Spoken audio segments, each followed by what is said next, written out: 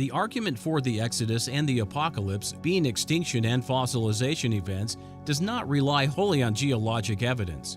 Chronology has something to say as well. Geologists and paleontologists claim that the layers of fossils comprising the fossil record were created over hundreds of millions of years.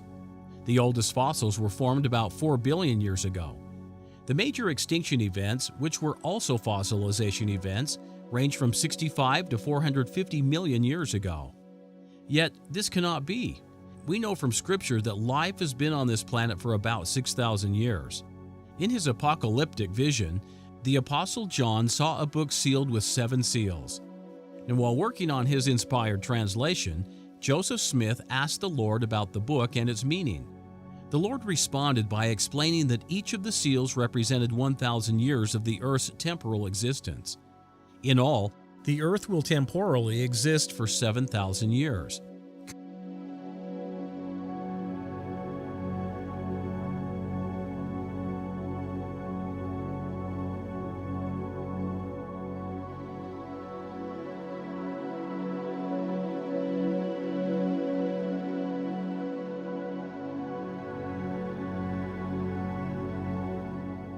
Currently, we are at the end of the 6th seal, meaning that the Earth has temporarily existed for 6,000 years to date. This means that life on this planet and all events associated with living things are bounded by the Earth's temporal existence. All dating systems and claims of age, including fossils, are constrained to 6,000 years ago or more recent. Every extinction event and every fossilization event occurred less than 6,000 years ago. Extinction and fossilization events took less than 6,000 years combined.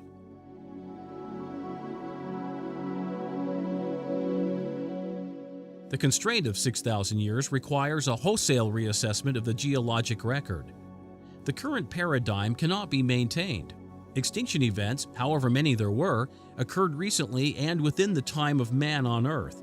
That means man witnessed each extinction event and was also a victim of the global catastrophe that killed off entire species. As a witness to these events, man must have known of them and recorded them. The Bible records several major catastrophes. The flood of Noah, of course, is the most famous, killing all land life on Earth except those few animals preserved in the ark. Of course, this means that the flood was a near-total extinction event for terrestrial animals. Though the destruction of Sodom and Gomorrah appears to be a local event, the daughters of Lot thought the catastrophe had killed off all men on the earth.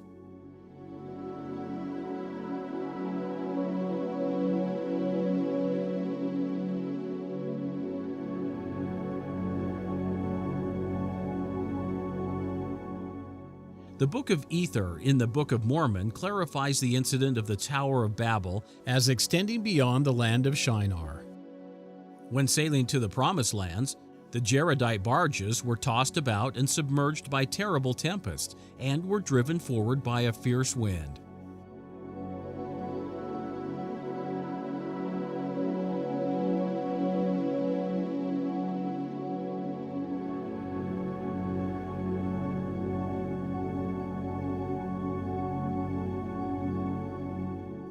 The fierce wind continued for almost a year.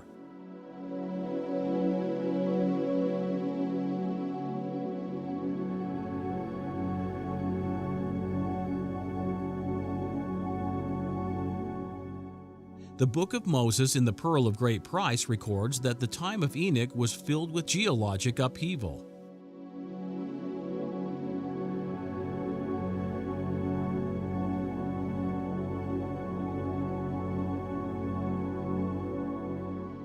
The Book of Mormon describes the destruction of the Promised Land after the crucifixion of Jesus Christ.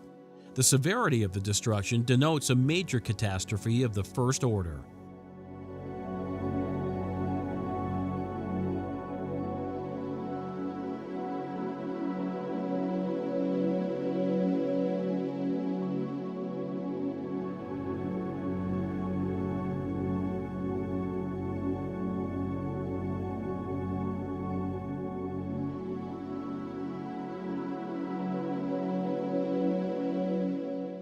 and we know that the crucifixion event was a global one from the prophecies of Xenos.